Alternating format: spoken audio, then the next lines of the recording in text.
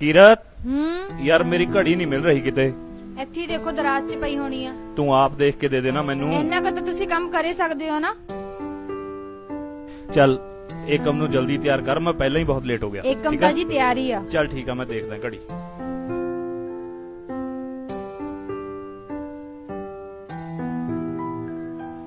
ਹਾਂਜੀ ਮਿਲ ਗਈ ਘੜੀ। आहो मिल गई। ਜਾ ਦੇਖ ਪੁੱਤ ਬਾਹਰ ਕੌਣ ਆਇਆ।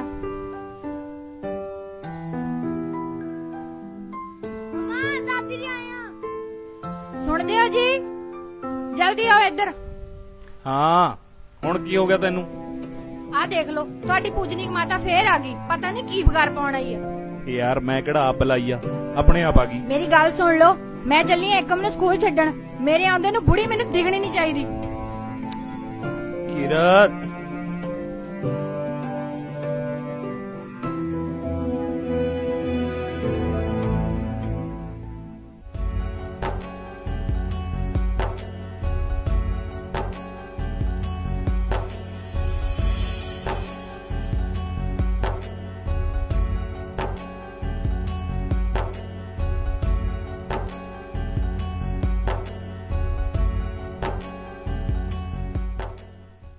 तू फेर आ गई बेबे। तेनू किन्नी बार कहा कि इत्थे ना आया कर। पुत मैं कोशिश तो बहुत करती हूँ कि मैं ना आया करा, पर दिल नहीं खड़दा। तेनू देखण नू आ जानी। ना देखण नू मैं केड़ा बदल गया, उवें दा ही आ जिवें दा पहला सी। 22 साल रहा मैं तेरे कोल। तू जा पिंड नू, मैं आपे आ जाऊंगा किसी दिन पिंड। पुत 15 साल तो तू यही गल कह रहा है, पर तू अज तक नहीं आया। तेरिया राहां तकदी दी मेरी अखां दी लो भी खत्म हो गई, पर तू नहीं आया। ओ बेबे बंद कर है इमोशनल ड्रामा। तेनू कहा ना मैं पहला ही बहुत लेट हो गया। तू चल पिंड। पुत मैं तो तेरे लिए ओ बेबे मैं पहला ही बहुत काली दे विच हां। तू जा पिंड, मैं किसी दिन पिंड आऊंगा। मैं तो तेरे लिए आहा। बेबे तेनू कही ता जाना मैं पुत पिंड मेरी आऊंगा, गल- फिर करदे आं आपां गल। मेरी गल तो सुन पुत।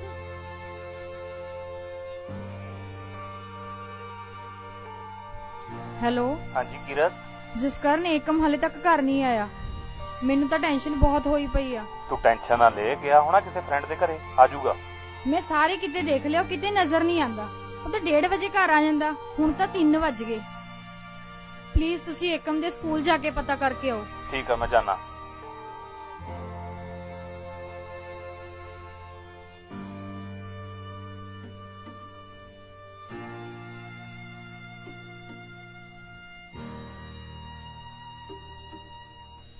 ਜਿਸ ਕਾਰਨ ਏਕਮ ਕਿੱਥੇ ਆ?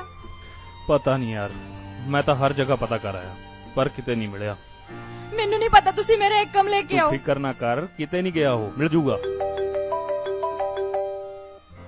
हेलो हाँ जी मैं बोलदा।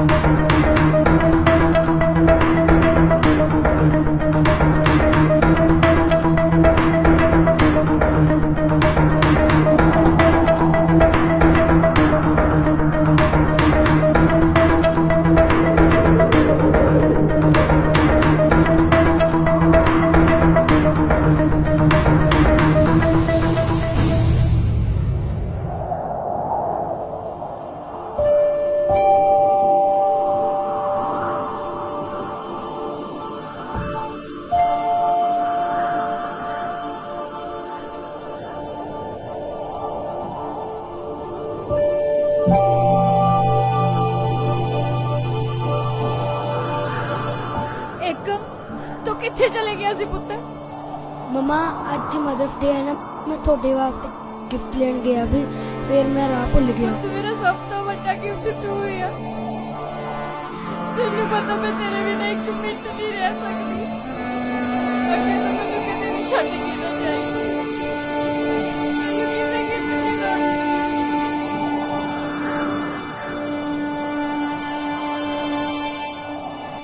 15 ਸਾਲ ਤੋਂ ਤੂੰ ਇਹੀ ਗੱਲ ਕਹਿ ਰਿਹਾ ਪਰ ਤੂੰ ਅੱਜ ਤੱਕ ਨਹੀਂ ਆਇਆ।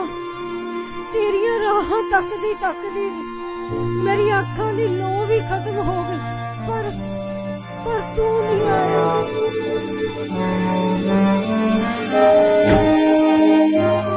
ਜਿਸ ਕਾਰਨ ਕੀ ਸੋਚ ਰਹੇ ਹੋ ਤੁਸੀਂ? ਚਲੋ ਘਰ ਚੱਲੀਏ। ਚੱਲਦੇ ਆਂ, ਪਰ ਆਪਣੇ ਅਸਲੀ ਘਰ। ਅਸਲੀ ਘਰ? ਹਾਂ, ਅਸਲੀ ਘਰ, ਮਾਂ ਦੇ ਕੋਲ।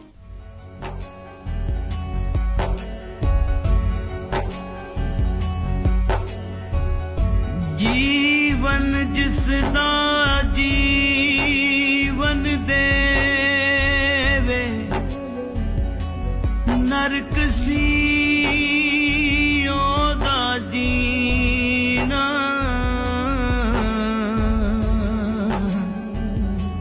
ਸ਼ਾਮ ਸਵੇਰੇ ਕਮ ਸੀ ਜੀਦਾ ਹਾਏ ਹੰਝੂਆਂ ਦੇ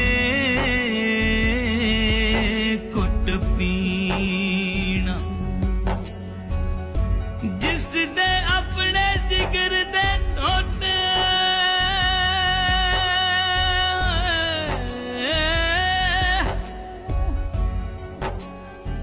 ਜਿਸ ਦੇ ਆਪਣੇ ਜਿਗਰ ਦੇ ਟੋਟੇ ਉਸ ਦੀ ਕਦਰ न ਜਾਣੀ।